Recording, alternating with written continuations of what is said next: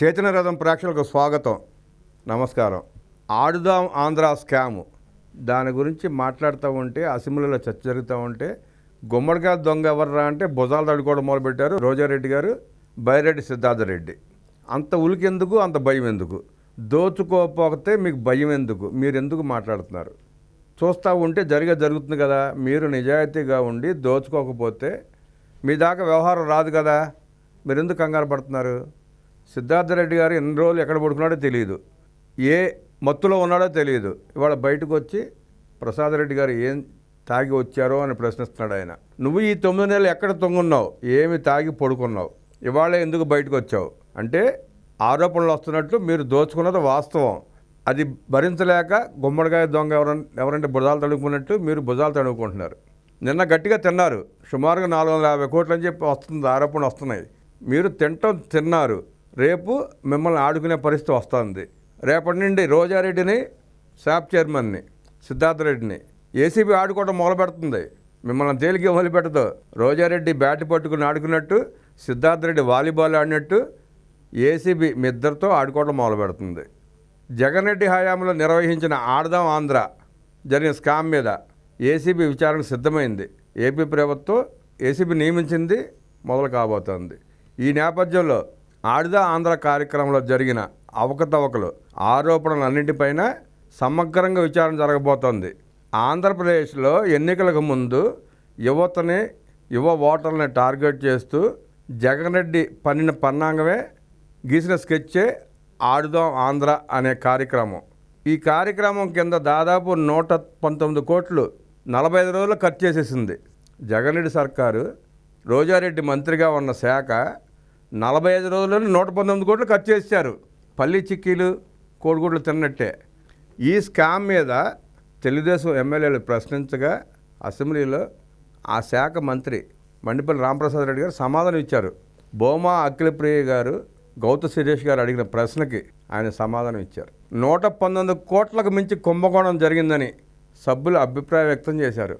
దాదాపు 400 కోట్లకు పైగా కుంభకోణం జరిగిందని, కేవలం 119 కోట్లకు సంబంధించి ఆడదాం ఆంధ్ర ఖర్చు మాత్రమే కాదు, జిల్లాలో ఉన్న ఫండ్స్ కూడా మింగేశారని చెప్పి సభ్యులు లేవనెత్తిన ప్రశ్నలకు బదులిస్తూ మంత్రి గారు ఏసీబీని నియమిస్తామని చెప్పి హామీ ఇచ్చారు. ప్రభుత్వం వెంటనే స్పందించి ఆడుదాం ఆంధ్రలో అవకతవకల మీద విచారణ చేపడతామని ప్రకటించింది. ఆడుదాం ఆంధ్ర అనే కార్యక్రమం పెట్టి భారీ ఎత్తున ఖర్చులు చేశారని, అంతేకాకుండా క్రీడాకారులను అపహాస్యం చేశారని, ఎన్నికల ముందు యువతను ప్రలోభపెట్టి ఆ క్రీడా సంబరాలు నిర్వహించారని ఆరోపణలు వచ్చాయి. ఆరోపణలు కాదు, వాస్తవాలే. ఆరోపణలు అంటున్నాం కానీ మనం వాస్తవాలే. కాకపోతే నిగ్గు తేలే వరకు ఆరోపణలుగానే ఉంటాయి కాబట్టి ఆరోపణలు అంటున్నారు. అంతేకాకుండా ఆ ముగింపు కార్యక్రమానికి 2 కోట్ల పైన ఖర్చు పెట్టారు. ఆఖరి నిమిషంలో అవి చాలలేదని మరో 3 కోట్లు పెంచారని ఆరోపణలు కూడా వచ్చాయి. అంటే ముగింపు కార్యక్రమానికే 5 కోట్ల పైన ఖర్చు పెట్టారు. అసలు ఏం ముగింపు పలికారో, ఎందుకు ఖర్చు పెట్టారో అర్థం కాని పరిస్థితి. ముగింపు కార్యక్రమానికి అంత ఖర్చు ఎందుకు ఉంటుంది? దాంట్లో వాళ్ళు చేసిందేముంది? చేసింది ఏమీ లేదు. 45 రోజుల్లోనే విలువైన ప్రజాధనాన్ని దుర్వినియోగం చేశారనే అనుమానాలను ఎమ్మెల్యేలు వ్యక్తం చేశారు. ఆడుదాం ఆంధ్రాలో భారీ ఎత్తున ఖర్చు చేశారని, నాసి రకమైన కిట్లు కొనుగోలు చేసి పెద్ద ఎత్తున కమిషన్లు కొలగొట్టారని ఆరోపణలు ఉన్నాయి. ఆ రోజు మనం చూసాం కదా, రోజారెడ్డి గారి బ్యాట్ పెట్టుకుని కొట్టబోతే ఆవిడ కొట్టే కొట్టుకి బ్యాట్ ఇరిగిపోయింది. ఆవిడ బ్యాట్ ఉప్పితే బ్యాట్ ఇరిగిపోయింది. అది విచిత్రం అక్కడ. అందుకే నాసిరకం కిట్లు ఉంది. ఈ స్కామ్లో రోజారెడ్డికి ఎంత పాత్ర ఉందో, శాప్ చైర్మన్గా బైరెడ్డి సిద్ధార్థరెడ్డి కూడా అంతే పాత్ర ఉంది. వీళ్ళిద్దరిని అడ్డం పెట్టుకుని ఆడిచ్చిన జగన్మోహన్ రెడ్డి ఇక్కడ కూడా A1 జగన్మోహన్ రెడ్డి అయితే A2 రోజారెడ్డి, A3 బైరెడ్డి సిద్ధార్థరెడ్డి. ఈ ఆరోపణలన్నింటి మీద ప్రభుత్వం ఏసీబీ నియమించడం, ఏసీబీ విచారణ జరిపించాలని నిర్ణయం తీసుకోవటం, ఏసీబీ రిపోర్ట్ వచ్చిన తర్వాత బాధ్యుల మీద కఠిన చర్యలు తీసుకుంటామని చెప్పి కూటమి ప్రభుత్వం అసెంబ్లీలో ఎవరైతే ఎమ్మెల్యేలు లేవనెత్తారో వారికి హామీ ఇచ్చింది. త్వరితగతిన విచారణ పూర్తి చేసి ఆ రోజారెడ్డిని, ఆ బైరెడ్డి సిద్ధార్థరెడ్డి దగ్గర వారిద్దరూ దోచుకున్న డబ్బుని రికవరీ చేయాలని రాష్ట్ర ప్రజలు కోరుకుంటున్నారు. ప్రజల్లో చాలా అసహనం పెరిగిపోతుంది. ఈ దోపిడీదారులు దోచుకున్నదే కాకుండా ఇష్టం వచ్చినట్టు మాట్లాడుతున్నారు ముఖ్యమంత్రి గారి గురించి. వాళ్ళ బైరెడ్డి సిద్ధార్థరెడ్డి మాట్లాడాడు, నోటికి ఏదొస్తే అది మాట్లాడాడు. 9 నెలల్లో ఏ కలుగులో దాక్కున్నాడో తెలియదు. ఇవాళ బయటకు వచ్చి ఏదేదో మాట్లాడుతున్నాడు. రోజారెడ్డి మాట్లాడితే ముసలాయన అంటుంది. ఈవిడేదో దేవుడు వరం పొంది 60 సంవత్సరాలకి బిగదీసుకుపోయినట్టు. ఈవిడ వయసు 60తో ఆగిపోతుందా? ఇప్పుడు సుమారుగా 58 ఏళ్ళు 60 ఏళ్ళు వచ్చి ఉంటాయి. అక్కడితో ఆగిపోతుందా?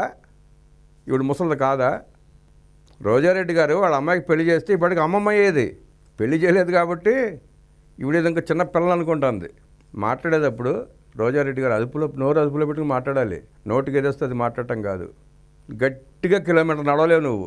చంద్రబాబు గారి గురించి మాట్లాడతావు. చంద్రబాబు గారు ముసలాడు అంటావు. ఆయన పక్కన వచ్చి అరగంట నుంచో చాలు నువ్వు. నీ స్టామినా ఏంటో, నీ యువరక్తం ఏంటో తెలిసిపోతుంది. లేకపోతే తిరుపతి దేవస్థానానికి మాట్లాడితే వెళ్ళేదానివి కదా జనాలు వేసుకుని డబ్బులు దోసుకోవడానికి. పోనీ అదే తిరుమలకి చంద్రబాబు గారితో పోటీ పడి మెట్లెక్కు. నువ్వెంత చిన్నపిల్లవ అర్థమైపోతుంది ప్రజలకి.